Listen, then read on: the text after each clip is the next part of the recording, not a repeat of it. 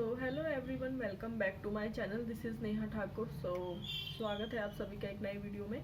तो आज एक हम बहुत इंपॉर्टेंट टॉपिक पे बात करने वाले हैं। आप सभी सोच रहे होंगे कि क्या है वो इम्पॉर्टेंट टॉपिक। ऐसा टॉपिक जिसकी आप सबको ज़रूरत है।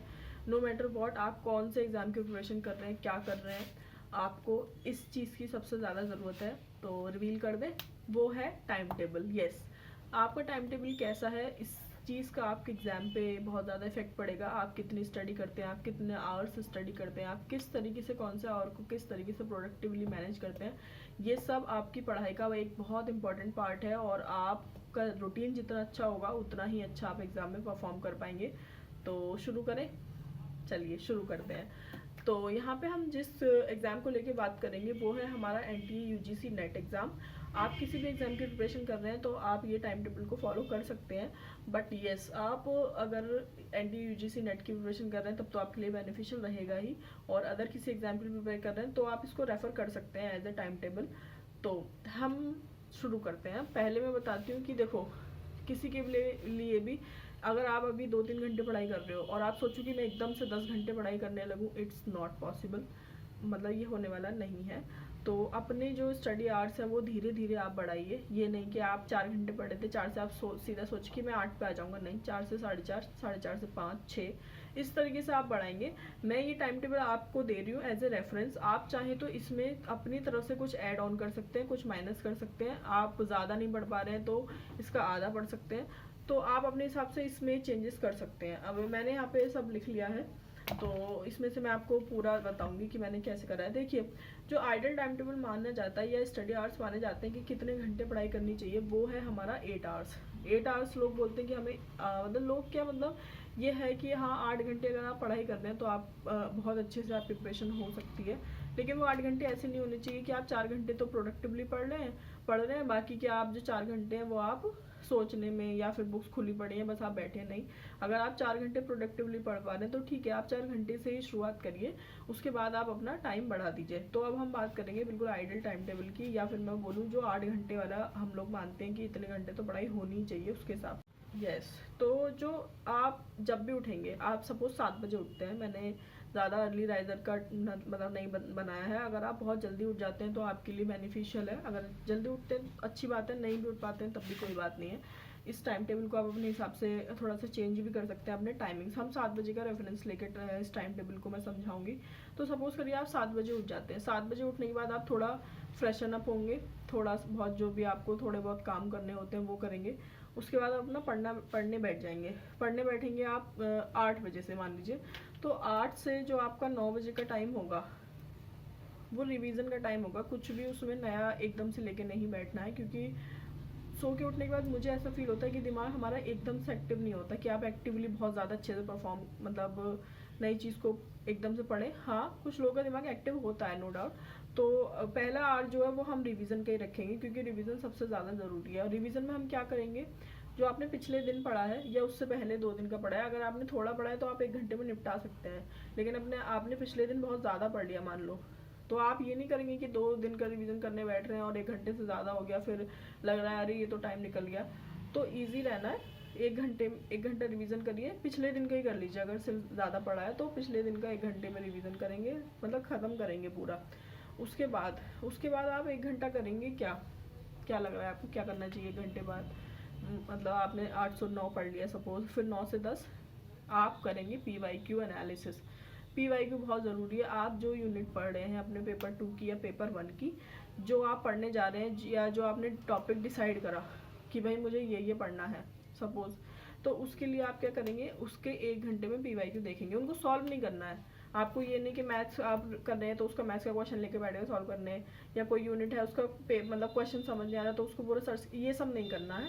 सिर्फ आपको ये देखना है कि उस यूनिट से किस तरीके के क्वेश्चन पूछे गए हैं। अगर वो यूनिट आप पढ़ने वाले हैं तो आपको आइडिया होना चाहिए कि उस यूनिट से किस तरीके के क्वेश्चन आएंगे।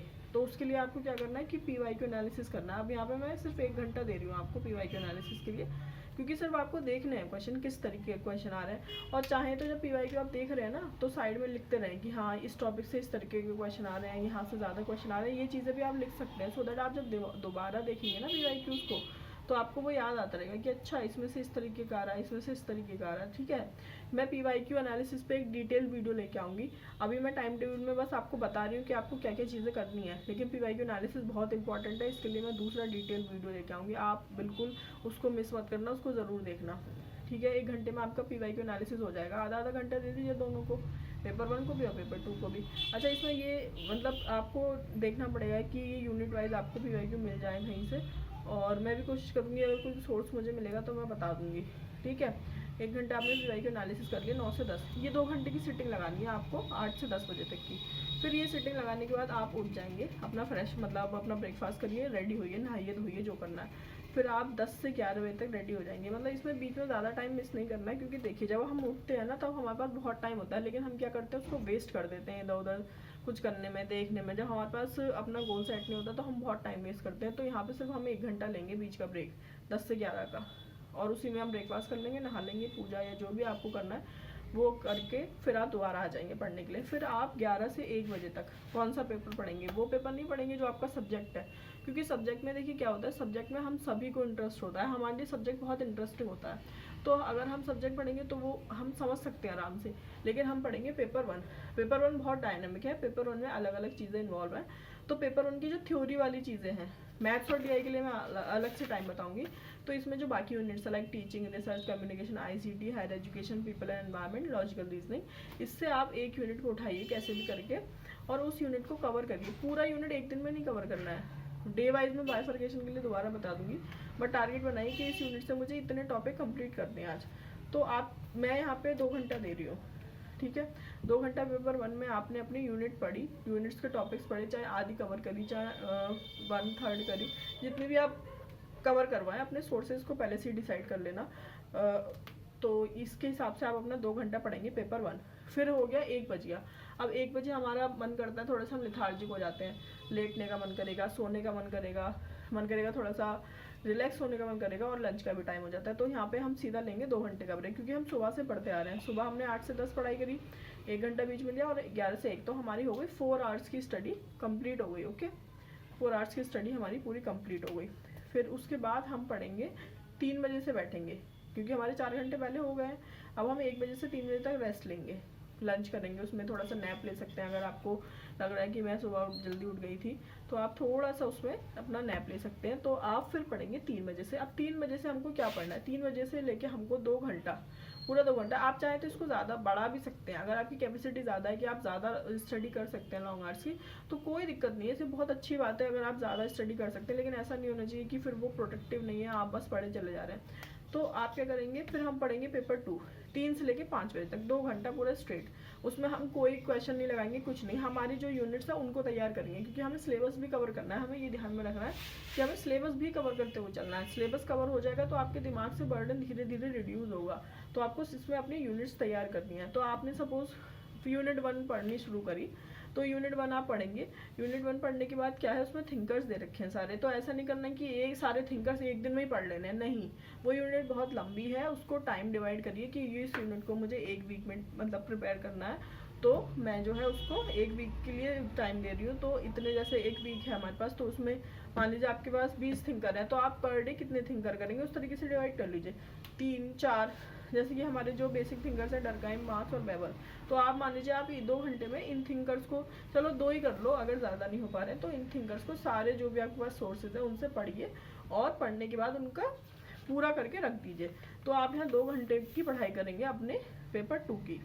फिर आप क्या करेंगे, 5 बजे से लेके 6 बजे तक 1 घंटा और पढ़ना है। इसमें क्या करना है, इसमें हमें मैथ्स करनी है।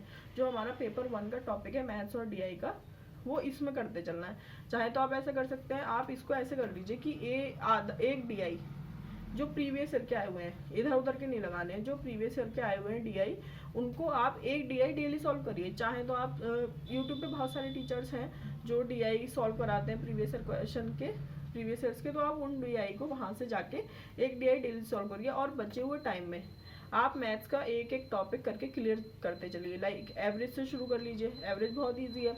तो एवरेज को स्टार्ट करेंगे, पहले एवरेज पढ़ लिया, उसके बाद एक DI लगा दिया। ये आप 1 या 1 से 1.5 घंटे में ये चीज़ कवर कर सकते हैं। उसके बाद आप हो गए 6 या 6:30 बजे तक आप फ्री हो गए। उसके बाद आप वॉक पे जाइए, एक्सरसाइज करिए, फ्रेंड से मिलिए, आपको जो करना है whatever you like to do आप करिए। उसके बाद आप डिनर वगैरह कर लेंगे, सारा निपट जाएगा।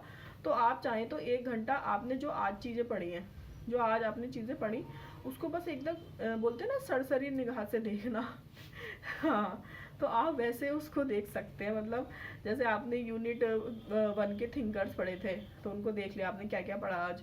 फिर एक बार थोड़ा सा आंख बंद करके सोचा कि हाँ मैंने क्या क्या पढ़ा।